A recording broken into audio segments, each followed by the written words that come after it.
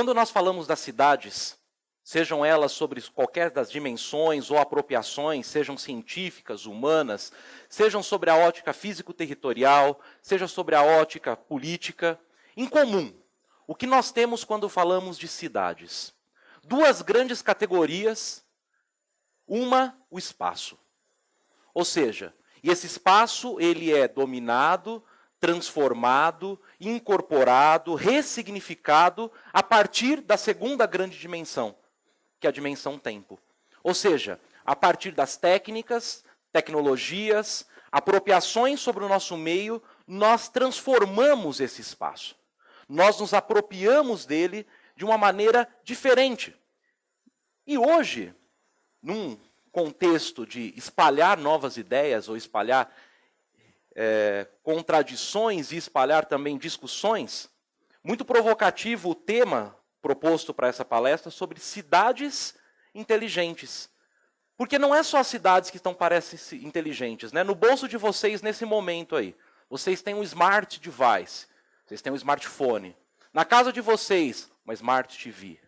Nós parece que esse termo smart, inteligente, ele está servindo como adjetivação de tudo, né?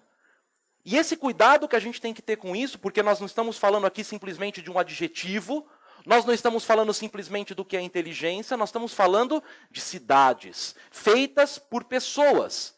E ao falar sobre cidades inteligentes, grande parte das discussões, sejam elas inclusive para se ranquear cidades, ou quais são as dimensões de uma cidade inteligente, um dos pontos que é em comum ao falarmos sobre cidades inteligentes são sensores, conectores. Vocês já devem ter ouvido falar até da tal da internet das coisas, dispositivos que se conectam, transferem informações, dão novas informações.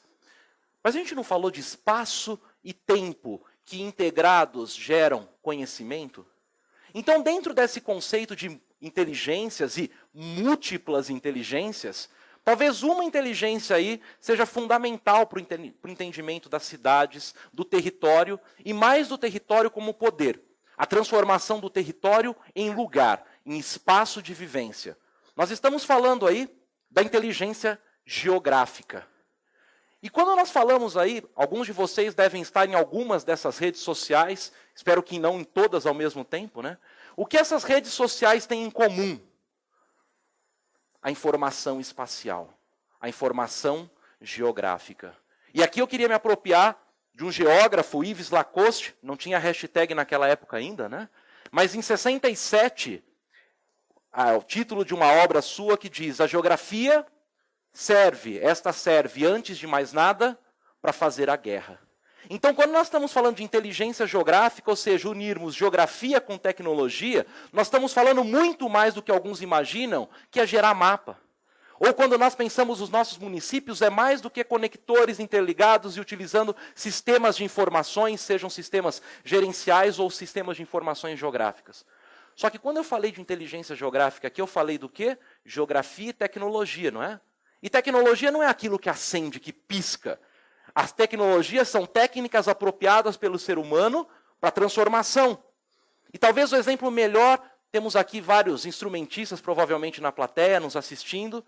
E você tem aí a foto do B.B. King, a gente poderia colocar outros grandes guitarristas. Mas qual é a diferença de um guitarrista deste para nós, se tentarmos agora começarmos a tocar? A técnica, legal. A tecnologia que ele utiliza, eu não tenho uma guitarra como a dele, não.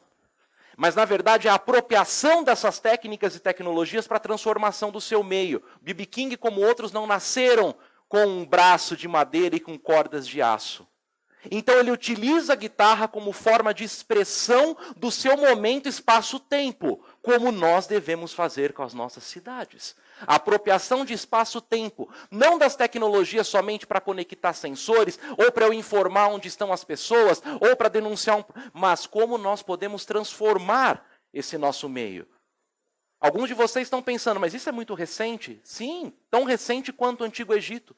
Quando os antigos já analisavam todo o ciclo de vazão do rio Nilo, para entender qual o momento de plantar, qual o momento de colher, se aquele local deve ser ocupado ou não. Incrível! Nós não respeitamos a área de várzea até hoje.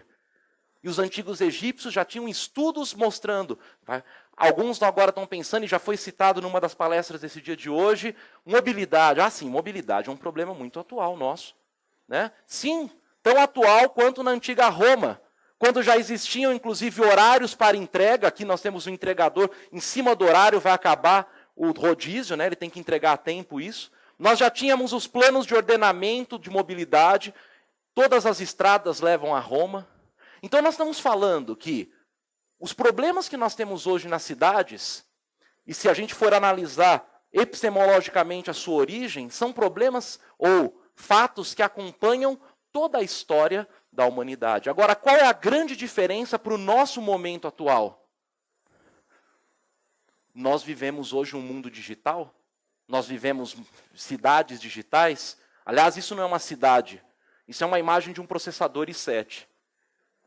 Nós estamos então aqui falando que não é o digital a diferença. A diferença é que estamos gerando muita informação por um tempo que é o mesmo desde os antigos egípcios, mas a taxa de conversão nisso em conhecimento é muito baixa.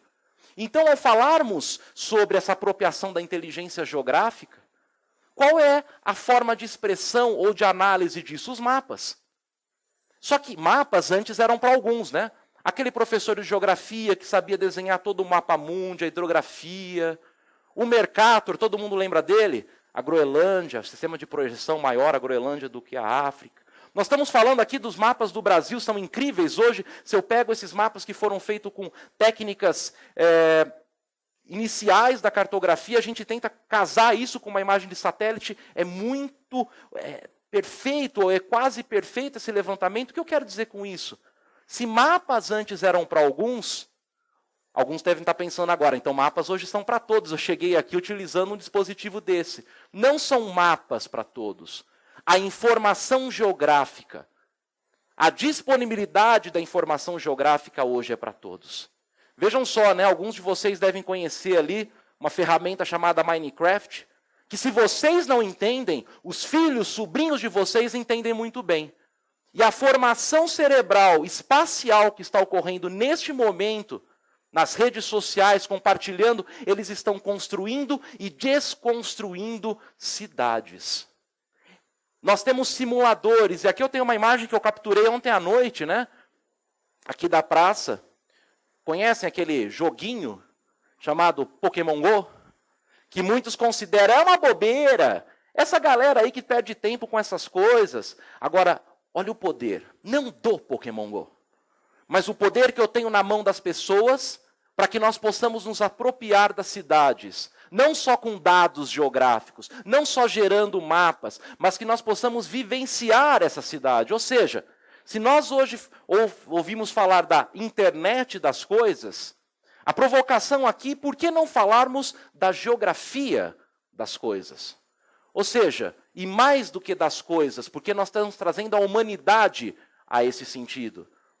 Quando eu trago dispositivos, essa é uma foto lá de São José dos Campos, cidade onde eu moro, num domingo, numa praça, milhares aí, né, centenas de jovens, adultos, crianças, interagindo com sistemas... Ah, mas isso aqui é para brincadeira. Imagina o poder que nós temos na mão dessa população. Eu sempre cito, a gente tem muitas cidades com problemas, por exemplo, de arborização, árvores que caem. Imagina só um game na cidade, onde cada criança das escolas sai do seu quarteirão e mapeia a sua árvore, por exemplo. Em quanto tempo a gente tem todas as árvores da cidade mapeadas? Nós estamos falando aqui de vivência, e não simplesmente de satélites, drones, dados interconectados em sistemas virtuais e digitais. Não! Conhecem esse sujeito? Esse aqui é o Dr. Jon Snow, não aquele da série, ok? Dr. Jon Snow foi disruptivo na sua visão de medicina, porque lá, num dos surtos de cólera em Londres, em 1853, mais do que coletar dados sobre as mortes de cólera, mais do que indicar que para ele as doenças não eram necessariamente transmitidas pelo ar, que era a teoria vigente médica naquele momento, ele foi a campo, ele foi vivenciar, transformar território em lugar, entender e levantar onde estão as pessoas que morreram. E, como naquele momento a distribuição de água era por bombas d'água, ele também mapeou as bombas d'água. E ele conseguiu fazer uma análise que não foi colocar pontinho no mapa, que hoje seria, não foi simplesmente eu denunciar para a prefeitura que tem um buraco.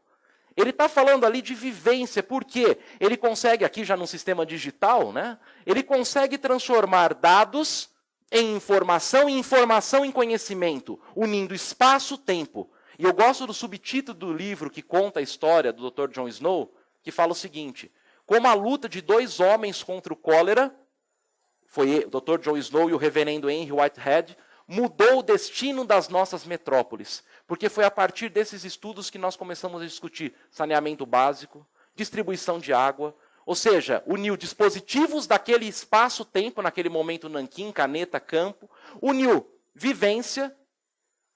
Temos que ouvir a sociedade.